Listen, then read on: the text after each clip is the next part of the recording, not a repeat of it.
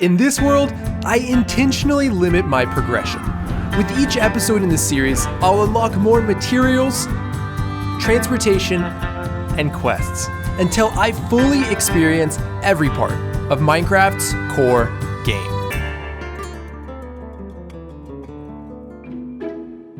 I don't know if you realize how weird it is for me to finally be allowed to get iron. I mean, I have spent days of playtime up until now on only wood tools and stone tools. I just never thought this day would finally come. So without any further ado.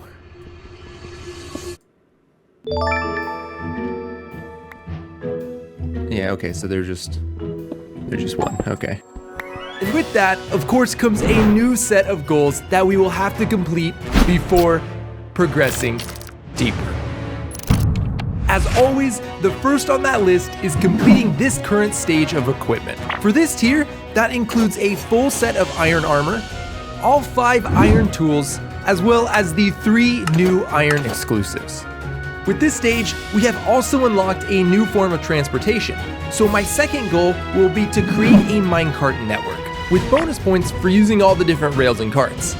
Finally, I will have to create a forge that will include tool repairing, armor embossing, and of course, a smelting system. And as you might expect, these goals will take a lot of iron. So it'd probably be best to start by gathering some. I think at any stage in the game, this should be the single biggest jump in progression. Like the jump from stone to iron is significantly bigger than the jump from iron to diamond, or from obviously diamond to netherite. You know, I wouldn't mind starting off with another disc. Come on. Oh, no, not like... Okay, hold on. Oh, you were not supposed to fall down here. Oh.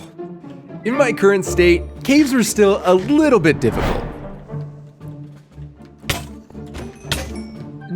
Are you kidding? Okay, I think I'm gonna have to call off this mission for right now. But I did remember somewhere else I could get some iron. Huh?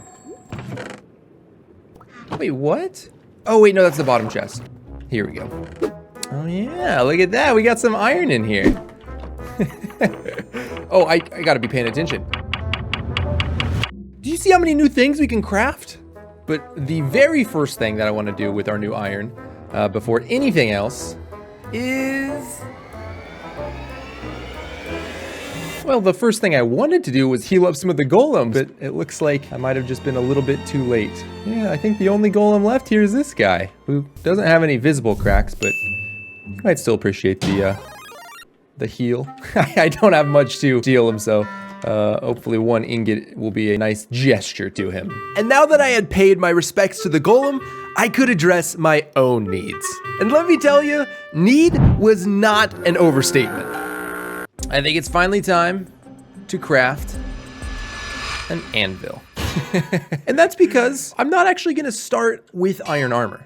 Last episode, I spent all the time getting a full set of chainmail armor. In fact, actually I got 2, but I never got a chance to wear them. So now that I have access to an anvil and iron, I can actually repair them. And I'm gonna be honest, I thought 1 ingot was gonna fully repair it, but that's fine, we can do a couple ingots. And really, the durability was the main reason that I never used them last episode. Wait, that also broke my that was so expensive. Did I just get unlucky with the rolls on the anvil? I mean, if you think about it, each one of these pieces took like 3 iron, so I guess like 12 iron in total. And that anvil took, what is it, 31? So that took like 40 iron to repair this, when full iron armor would have been cheaper. Whatever. It was worth it. And, ooh, okay. I just remembered. I don't know what noise I just made there. I might have to cut that. But that's not all I can do with this armor. I actually realized while I was hunting down one of those iron golems, one of my village houses actually has a, whatever you call it, a smithing table. Now, I am, of course, limited on what templates I can craft with, both on what I found and from the fact that I can't duplicate them right now. So, as long as I don't use the last one I have, though, I should be good. I spent some time checking each of my templates on each piece of armor, and this was the final look I came up with. Now, I had some big plans for today, but before I'd be able to get to those, I wanted to craft all my newly unlocked equipment. Starting with the one that I was most excited about, shears. Now, a bucket is gonna be great, and is probably still, I would say, one of the strongest tools in Minecraft, but Far and away, the item that I had been anticipating the most is shears. And that's for one big reason. Oh, that is so nice. Up until now, every time I've wanted to get wool, I've had to kill the sheep. When I designed this farm, I knew that you could shear sheep and you would be able to collect the wool like this. But what I forgot was that when you kill the sheep, they drop the wool at their feet instead of on their back. And what that means is that up until now, I would have to go into this hatch and swim around wading through sheep to collect the wool. On top of just the wool, shears also allow me to get carved pumpkins for snow golems or jack-o'-lanterns. They allow me to remove dog armor, so I can dye the armor of the 2 dogs I forgot to. I can get beeswax now. And finally, vines. Because I learned last episode you can't still touch these. So now that I have vines, I can actually make this bordure indented banner pattern. The next piece of equipment I want to make is a bucket. And while there's less that I can do with it immediately, having the ability to move liquids is not to be underestimated. And the last piece of the 3 new iron items is, of course, how do you craft? Oh, a sheep, which should hopefully keep us from dying a little bit longer. And before I headed back down to the caves to collect more iron, it was also time to go ahead and upgrade a couple of our tools. All right, and with that, we'll go ahead and head back down to the mines.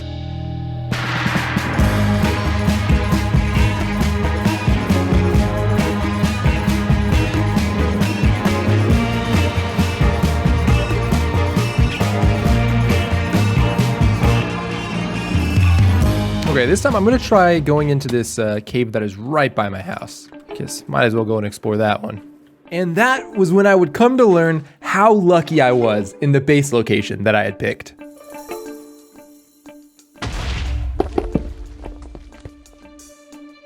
I didn't realize I had this big of a cave right below me. Yeah, this area is awesome. I was really hoping to find a good cave that I could make into an underground base. And this one was gonna be perfect. I mean, you couldn't beat the location being directly under my house. It had 2 giant rooms that could easily house things like the smeltery or minecart stations. It had several nice water features, an abandoned mineshaft, 2 easily accessible geodes, and it stretched from the surface to nearly bedrock.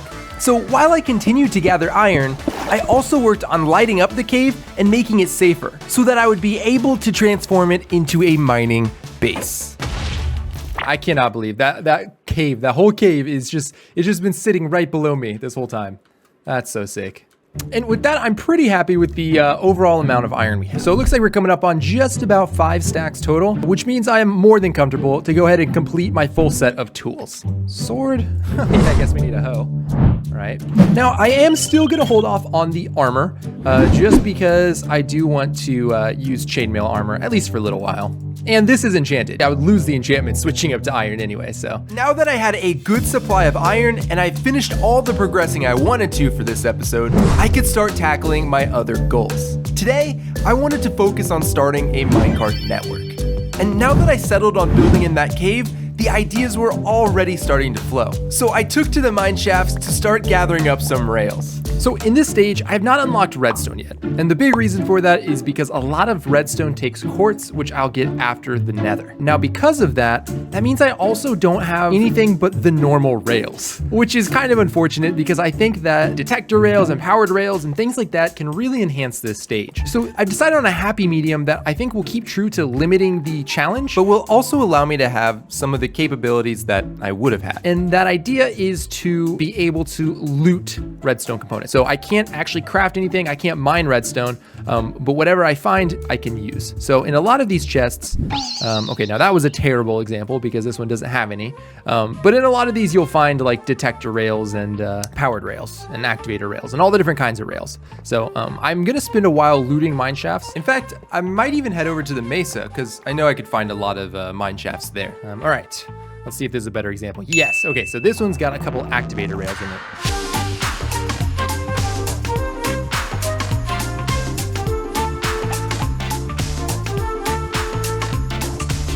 Now, chances are I probably won't use these, but something has always felt deeply wrong to me about breaking a spawner.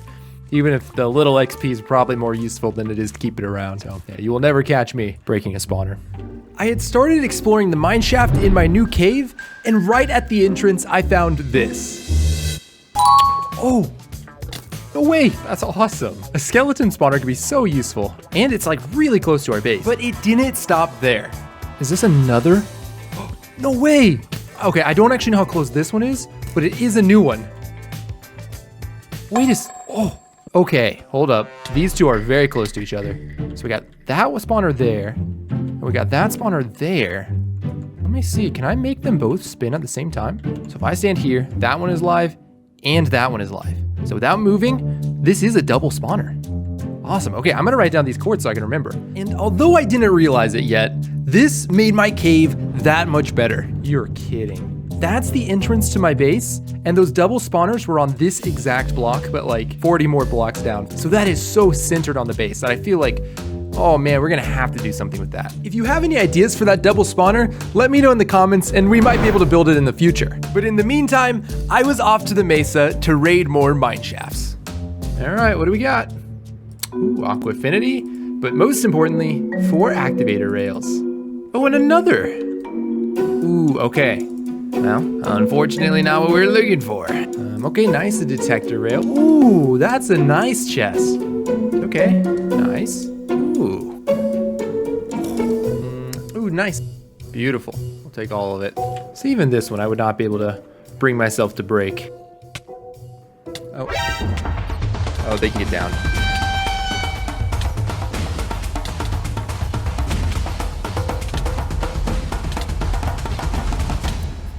Okay, so you know when I said I would never break one of those spawners? Well, I've changed my motto just a little bit. I had gotten my fill of mineshafts, but I had also gathered up plenty of rails for today. So it was time to finally head home and get to work on a project. I had 2 minecart related ideas that I wanted to try today. The first of those was attempting to find a way to use TNT minecarts as they were intended. To do this, of course, we're gonna head on down to the cave. Throughout this series, I wanna add different mines to this cave for each new ore I unlock, or at least the ones that peak below the surface and in all biomes. Now, I wanna make this one specifically an iron mine. And for iron, it has the most spawns at the levels 12 through 15, and it looks like I'm at 12 right now. So somewhere around this level is where I wanna start this mine at. We'll experiment, I think, like right around here. We'll make this the mine. So yeah, our first step, oh man, are we gonna hit a water cave? Okay, yeah, this seems like maybe a little too much of a hassle. Okay, so that mine's not actually gonna work. Okay, so instead we'll go this way, on this one here. This was only an idea, so I didn't know if this would work. Setting off TNT minecarts with an activator rail is the only way they won't break the track. So what I would do is set up a tunnel and power each activator rail using a lever. This would hopefully mean that the lever would be blown up and prevent it from activating future minecarts. Each powered rail, though, would be powered using a detector rail, so that it wouldn't be blown up. Now, I would want to space out the different rails, so that just before the fuse is up, the minecart would hit the powered rail. That's because TNT minecarts have a special property where their explosion strength is increased based on their speed. If I could find this perfect spacing, I'd be able to build a tunnel as long as I wanted, then stand at the entrance and send minecarts down one at a time to procedurally blow it up. Now again, this is just a concept and I'm actually not sure if it's gonna work, so I had some testing to do. So my goal right now is just to find the spacing that can make a minecart infinitely go down a track if it's spaced perfectly. I don't really care about the speed it's going, I mostly just want to have a prolonged track here. So that one goes, okay, it does go there. Yeah, it seems like this will go pretty much forever. I think since it slows down so much here, I think I wanted to activate somewhere right around here. So by time it goes off, it's like drifted over this and it just gets powered off this. Yeah, honestly, that seemed pretty good. Oh, but it didn't blow up this. Yeah, so if we put the activator rail here instead, fuse sets off a little bit earlier. I mean, yeah, it did blow up a little bit sooner, but it still didn't blow up the lever powering that. And it really wasn't even close. As much as I wanted to find a way to make the TNT minecart work, this method wasn't going to. On top of that, the explosion strength, even at its highest speed, wasn't removing much stone at all. I was beginning to see why people don't use this method for mining. I just really want to at least try to get TNT minecarts to work. Although I'm kind of realizing at this point, I think that it's not going to nearly produce as much iron as it takes to make them. I decided to try the simplest method of TNT and activator rail mining just to see how much iron I'm actually losing. So I'll keep a tracker of our net iron as we go. All right, so our first one. Perfect. We haven't exposed any iron yet, but we'll repower this one, and then we'll add one more section to it.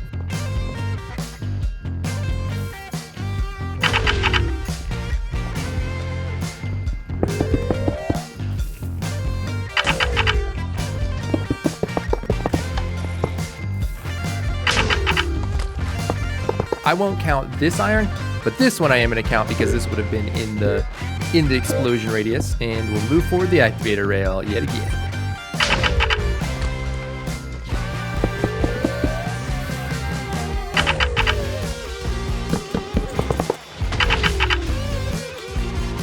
It's okay, another 6 positive, nice.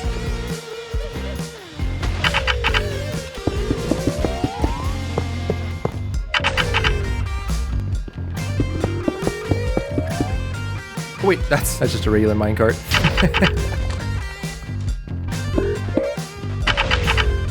And after a decently sized tunnel, I concluded my testing. And no surprise here, it was a great method of converting iron, sand, and gunpowder into a small amount of cobblestone. I do wish that this method was more viable because it did make mining feel a lot more immersive. Hopefully whenever the experimental minecart features get fully added, they'll be able to maybe find a way to give minecart-based mining some improvements. In the meantime though, I won't be able to set up any system using them. So let's switch gears to something that will actually work towards completing our minecart goal. So over the next couple of episodes in the Iron Age, I want to work on transforming this whole cave into a sort of like mining base. So I think first I want to start by working on this area, which will kind of be like the main hub of it, I guess. And one of the big features that I want to have in this is a moving storage system. So I think it would be fun to have a couple of chest minecarts that I could have down in this area that I would be able to send off up to our storage room up at the main house. So if I have a lot of extra like cobblestone or deep slate or something, I can move it all up to my base all at the same time. So the first step in building that was planning where the track would go. And I decided to start it on this wall. So what I want to do is have this sort of wrap and wind through the base, which will serve the purpose of making sure, you know, it's working, or if it gets caught, I know where it's at. But it also does look pretty cool, which is admittedly the main reason I want to do that. So I guess the very first step is we got to make a hallway from my base over to here. After I got the rough location for it in my basement, I dug down to my cave to figure out where I wanted the first leg of the track to go. Oh yeah, this is great. I think if anything, I want it to come out more around like here. Because on this side, oh no. Using cobblestone, I mapped out the 3 different places on the track that I'd want to cross into the cave. All right, yeah. So then that will be the downward direction, but then I also do need to sort out them going upwards. And I'm sure I could have gotten around having separate tracks for both ways, but I don't really mind because half of why I'm doing it anyway is because I like the look of the railways. The next thing on our list is to actually get this thing working. Before I worry about any of the visuals of it and design of these railways, I want to make sure that the functionality is going to work. Now, my first attempt at this was way overcomplicated and involved switching which side the furnace minecart was pushing based on some precise detector rail timings. I realized that I could do the same thing without having to switch the cart direction. I just put a stop in the rail and then release them when I'm ready. The issue with this method though was that the carts tend to get bunched up and clip into each other, which would make it really difficult to interact with a specific cart. And to solve that, I found a design for separating carts. And I decided that I would just use that at each point that I'd want the chest minecarts to stop. Because this method reliably pushed out the minecarts in the order that they arrived. That means that the furnace minecart would always be the last one to go, so I could use the last button push as the method for sending it off. Now, of course, redstone's off limits, but you may remember I did make one exception, and that is any components that I'm able to loot. So if you can remember back to last episode, we found a structure that did contain a little bit of redstone. So of course, we're heading back out there to harvest it. If it feels at all to you like I'm shifting the goalposts and I'm changing the rules of the challenge when it's convenient for me, that's because I am. The idea behind doing this challenge was to experience things that I normally wouldn't, and to give myself problems that required creative problem solving that I wouldn't have had to begin with. So getting a couple extra components that help to make this creative solution work, I think is totally fair game and makes the challenge still fun. Okay, so the things that we want to grab here. I'm going to be grabbing this repeater. We're going to be grabbing, oh, I didn't even realize we get 3 pistons. I thought we only got 2.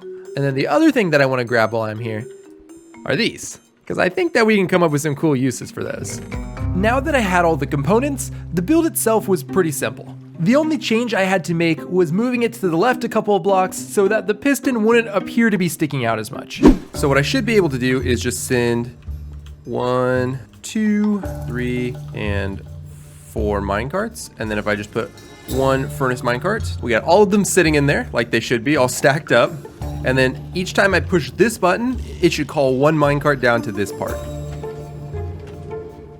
Okay, yeah, so I just need to put like something here to slow them down a little bit. Yep, slow it down. And then, I would have all 4 of these minecarts sitting down at the bottom of the rail like this that I could access and do whatever I need to do. And then when I was ready for them to go, I could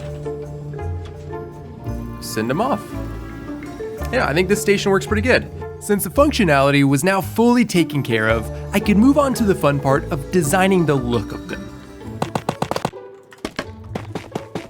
Okay, I like this block because it's got these horizontal lines in it. I don't know, it looks like a beam. So that works out pretty well. I think I'm gonna make this top part wider. So I think I'll make it kind of have little side walkways to it up there. I'm between like a tough slab, or we could even go this route. Because I think having that touch of like some metal in these beams could look pretty good. Yeah, I think I'm liking this side more. Of course, we will have to see what it looks like when it starts to age a little bit, because I think that will be a little bit more telling of what we want. Now, I don't want to commit to a fully dwarven theme for this cave, but that was definitely my inspiration in designing the support pillars.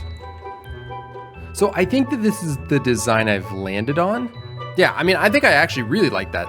I was a big fan of this design. But this block palette means we're gonna need a lot more copper. So finishing the copper portion of this project was gonna require 3 major steps: gathering, smelting, and oxidizing. And because each step took time, I wanted to overlap them as much as possible. So after I had gathered up some copper, I set up a small smelting rig so that could be running in the background, and then placed the few trapdoors I already had. So with the smelting and oxidizing started, I could get back to mining. Now, I'll admit caving is probably still the best way to do it, but I want to have different mines dedicated to each different block at its respective Y level. So for copper, that's at Y 47 to 48-ish. So I'm going to find an area in our cave that is around that, or at least close to it, and kind of set up a mine for it. Yeah, so this is the level we'll be at. We'll start the mining over this way. Now, of course, because I'm so quirky, it wasn't special enough to just have a dedicated copper mine. I also decided to dig this mine out more decoratively, where as I mined, I also carved out these structural pillars. And while I gathered enough copper from it for now, in the future, when I need more, I'll be able to fit 2 strip mines between each pillar. All right, I'm gonna take a break from mining for just a second to go smelt this copper that I've gotten and add some more trapdoors. With all my newly smelted copper, I was able to craft plenty of trapdoors, and I went around the cave laying them out and replacing the cobblestone. Oh. That kind of scared me. I wonder if there's more pillagers up there, or if that was maybe the wandering trader? I don't know. I just heard a pow. Man, already you can see how cool this is gonna be. This is what I play Minecraft for, man. Look at that. Just picture this once it's got the full like pillars built in, and you can see the mine rail running across that, and then carts just flying by on these. Oh, it's gonna be so cool. Now, even though I already had enough copper, I did still want to wrap up the copper mine with a more finished entrance before going back to finish the rails. So let's see, we're gonna dig this in a little bit here. Yeah, that's kind of cool. I like that. And after finishing up the front of it, I also wanted to start a staircase that will connect it back to the rest of the base. Okay, and then it's time for me to stand back and pray that this doesn't look terrible. I think I'm okay with that. That staircase does look great from up here, though. Well, I guess the next step that we got to do is go ahead and build out all of the actual pillars that support the minecart. And I think I'll probably need a little bit more tuff than what I have now. So it's also probably about time for a quick mining trip. Ooh. Dude. What was that? I had a shield equipped and I didn't even have time to put it up. Wait. I was close to lava. Oh, hopefully I didn't lose anything. Yep, there's my stuff. Okay, so I was past the lava at least. Oh. Oh, well, this is precarious. How do I do this? Wait, what? The creeper literally blew up diamonds, dude. Okay, this world is actually testing me. Okay, look at that. Oh, I'm so smart. Where did my pants go? Where did my pants go? They didn't fly all the way over into lava, did they? Honestly, I should get rid of this lava because that's the second time I've died right by it and I might have lost my pants to it. I do have another pair of pants that is enchanted, so at least on the bright side, I haven't fully lost enchanted chainmail pants. But, yeah, blast protection 3, who knows, maybe that would have saved me. And after a quick detour, it was back to tough mining. Yeah, let's clear out this. We'll need to clear it out anyway, eventually for these double spawners, whatever we're gonna do with them, so. And finally, with an inventory full of tuff, I could get to work on building and watch this cave come to life.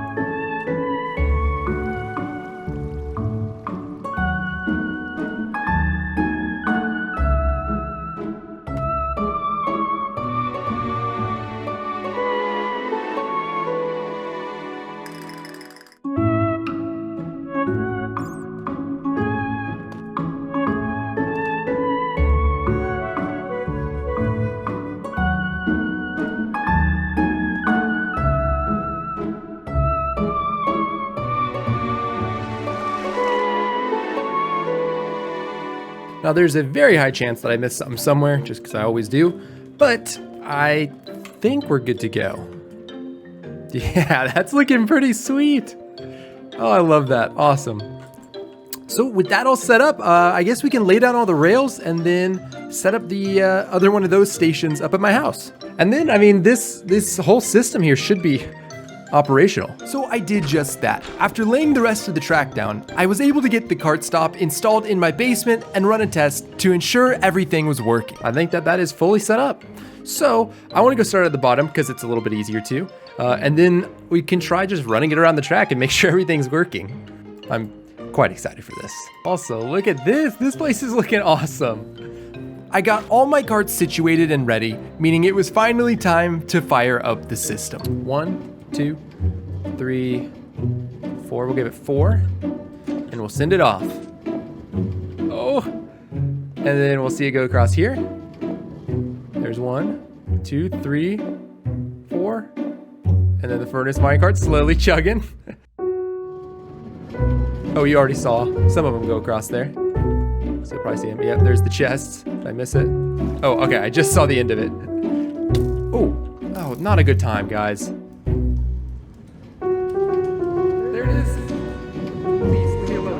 That was not the time. Okay, and so I go 1, my first chest, second chest, third chest, and fourth chest. Oh, okay, so I'll just need to make this slow it down a little bit. And then so if I give it another couple coal, and then we send it off. Yep, okay, I'm gonna go try and watch it happen. I already missed it. Oh, I just got the furnace minecart, awesome. So the other chests are gonna be ahead of that. There's the furnace minecart. Oh, there's the chests. Oh my god. We did it. Oh, that's so exciting. Completing this did take a big chunk out of the minecart goal. However, I don't think a minecart network would be complete without a railway to transport the player. That being said, we have completed so much today, and I want to make sure these videos aren't taking multiple months to get out. So that is going to be it for today. Join me next time as we continue our progression in the Iron Age.